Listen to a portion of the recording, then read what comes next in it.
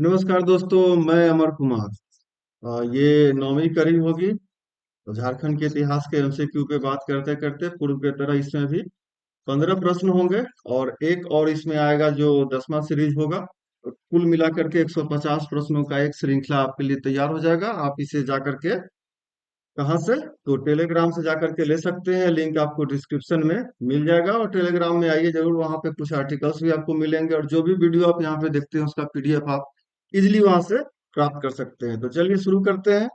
और शुरू करने से पहले जो रिक्वेस्ट है कि अगर आप पहली बार चैनल को देख रहे हैं तो चैनल को सब्सक्राइब जरूर कर लें। वीडियो को लाइक तो जरूर करें, क्योंकि यही यूट्यूब के एल्गोरिदम पर काम करता है। और इसको जो सबसे इम्पोर्टेंट चीज है वो है शेयर करना। इसे अपने दोस्तों के साथ और अन्य ग्रुप में शेयर करें ताकि उनको भी ज्यादा से ज्यादा फायदा हो सके। चलिए बिना समय गंवाए शुरू करते हैं। पहला प्रश्न है, मुंडा शासन व्यवस्था में फूट का अर्थ क्या है?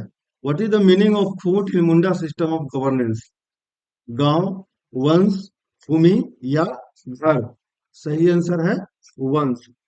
मुंडा शासन व्यवस्था में फूट का अर्थ वंश होता है। और मुंडा शासन की प्रशासनिक व्यवस्था फूट कट्टीदार व्यवस्था है। तो B is the right answer.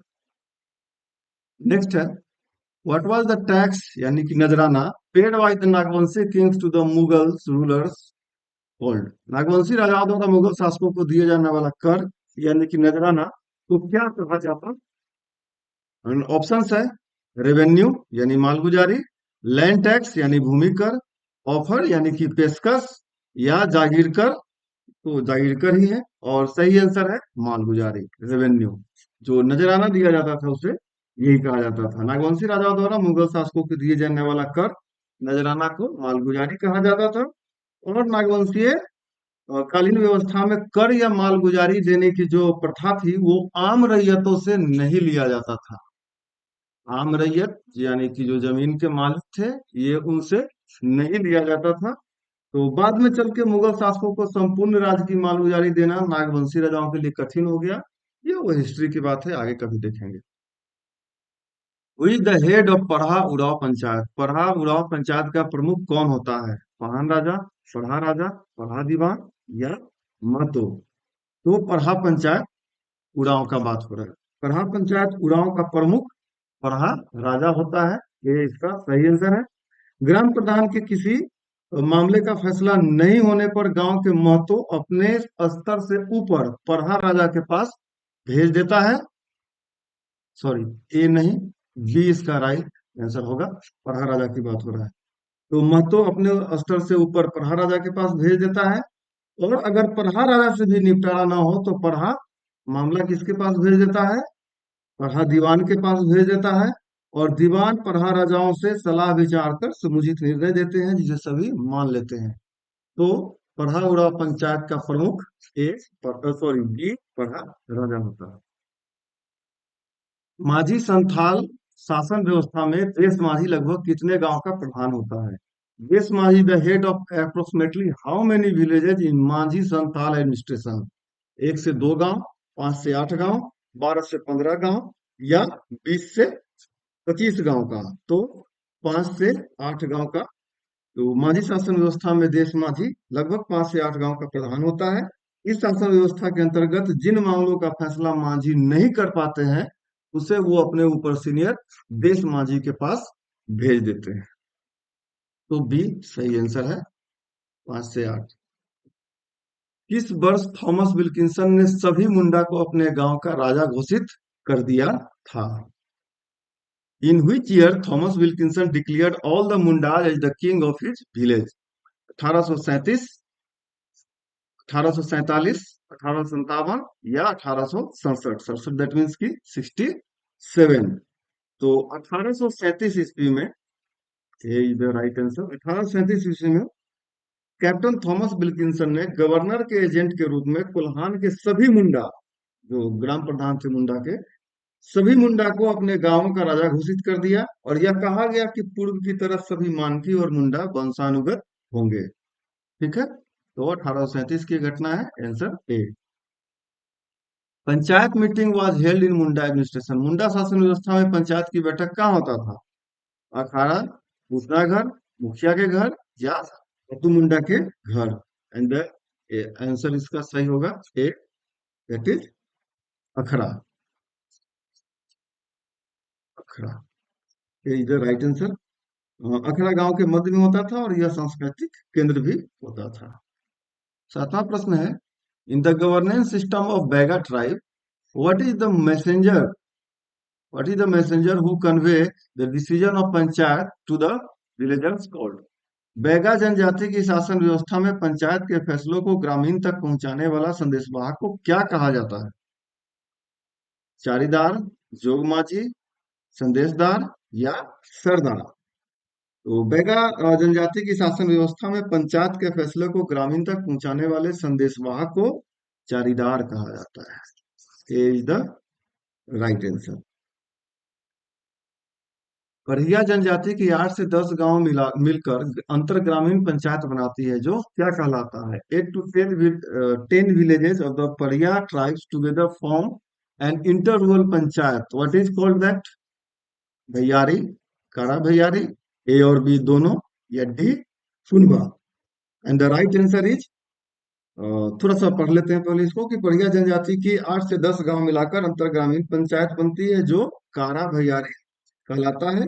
यह विभिन्न गांव के झगड़ों या विवादों का निपटारा करती है। इनकी जाति पंचायत भैयारी या जाति गोट कहलाता है। इस चीज को याद रखिएगा कि जाति पंचायत को केवल भैयारी या जाति गोट कहा जाता है। इस प्रकार से बी इसका राइट आंसर। नवा प्रश्न है, सदानों की जीविका का आधार क्या है? What is the basis of substance of सदांस? कृषि, जंगली सामान एकत्र करना, व्यापार या मजदूरी। तो सदानों की जीविका का आधार कृषि है। यह मुख्यतः झारखंड में बसने वाले जितनी भी जनजाति है, उनके जीविका का मुख्य आधार ही कृषि है। आदिवासियों की तरह सदान का मुख्य भोजन चावल है। यह सूर्यास्त के बाद भोजन नहीं करते और मांस मछली का सेवन भी नहीं करते। ये इतिहास की बात है, वर्तमान की कहानी आप सबको पता है। 10वां प्रश्न है, the meaning of Dhumkuria in tribal society is. आदिवासी समाज में धुमकुरिया का अर्थ क्या होता है? युवागृह, पूजा स्थल, शरणार्थ स्थल या स्मशान स्थल। तो आदिवासी समाज में धुमकुरिया का अर्थ है युवागृह।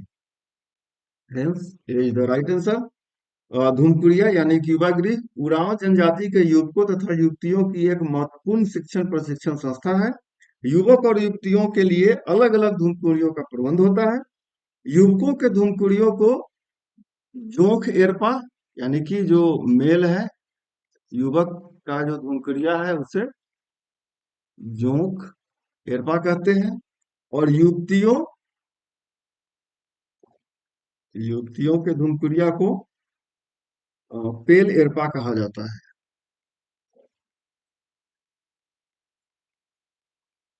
ठीक है, इसको याद रखेंगे। इस प्रकार ए इसका सही आंसर है।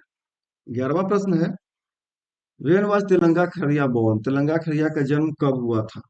5 फरवरी 1806, 9 फरवरी 1806, 15 जनवरी 1806 या 26 जनवरी 1806। तो इसका बी राइट आंसर है। तेलंगा खरिया का जन्म 9 फरवरी 1806 को सिसई के मुर्गू गांव में हुआ था। सिसई मुर्गू गांव में हुआ था। इनके पिता का नाम हुइया खरिया था, जो छोटानागपुर महाराजा के भंडारी थे। So this is one of the important thing कि तेलंगा खड़िया के पिता छोटानागपुर महाराज के भंडारी थे। इनका माता जी का नाम पेतो खड़िया था। पेतो खड़िया। और तेलंगा खड़िया को 23 जून 1885 को, यानी कि इनका जन्म हुआ था उसके बाद 23 जून 1885 को गोली मारकर हत्या कर दी गई थी। ये थे तेलंगा खड़िया। 12वां प्रश्न है, फादर कामिल बुल्के का जन्म कब हुआ था? When was father Camille Bulcke born? 1 सितंबर 1909, 23 नवंबर 1925, 11 फरवरी 1928, 1 जनवरी 1921। तो सही आंसर है, फादर कामिल बुल्के का जन्म 1 सितंबर 1909 को हुआ था। ये is the right answer. Belgium के वेस्ट लैंडर्स स्टेट के राम कपोल गांव में हुआ था। इनकी मृत्यु 17 अगस्त 1900 इसको याद रखना है। 17 अगस्त 1982, 17 अगस्त 1982 को गैंग्रीन की बीमारी से नई दिल्ली एम्स में हो गया था।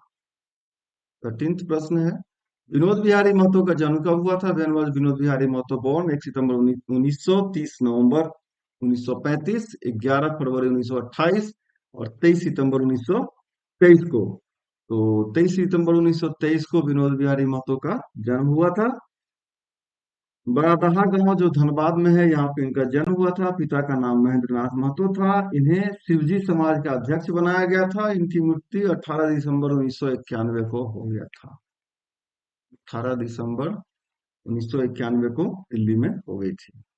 14 क्वेश्चन है, बिहार विधानसभा द्वारा अलग झारखंड राज्य गठन संकल्प पारित कब किया गया था?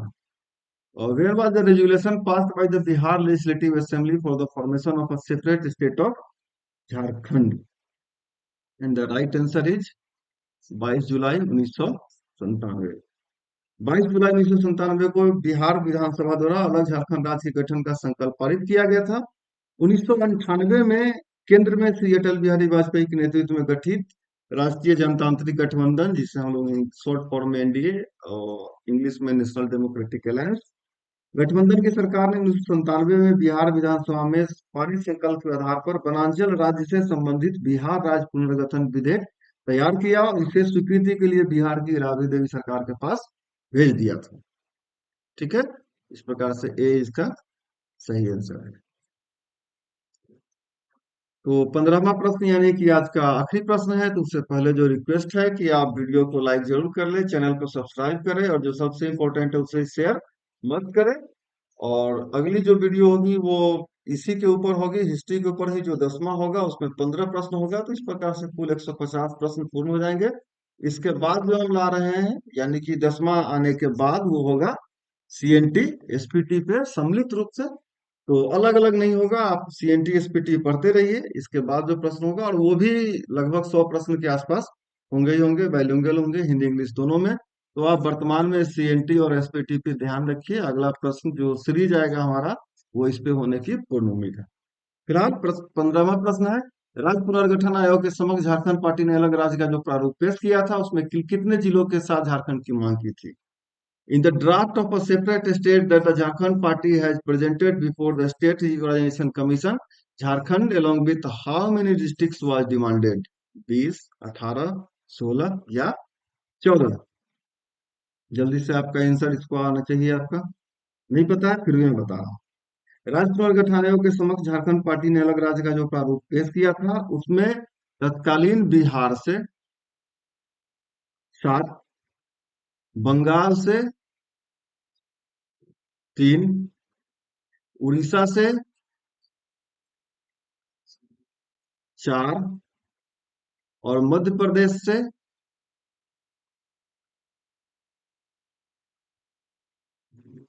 क्लीन कर दे, और मध्य प्रदेश से 2 जिलों की मांग की गई थी। इस प्रकार से ये इतने जिले थे जो झारखंड पार्टी की अलग मांग थी। आप ऑप्शन देख करके आइए, कमेंट बॉक्स में इसका आंसर बताइए मुझे, ताकि पता चले। ये मैंने आपको डिटेल बता दिया कि बिहार से 7 जिला, बंगाल से 3, उड़ीसा से 4 और एमपी से 2 जिले मांग करके राज्य पुनर्गठन आयोग के समक्ष झारखंड पार्टी अलग राज्य की मांग रखा था।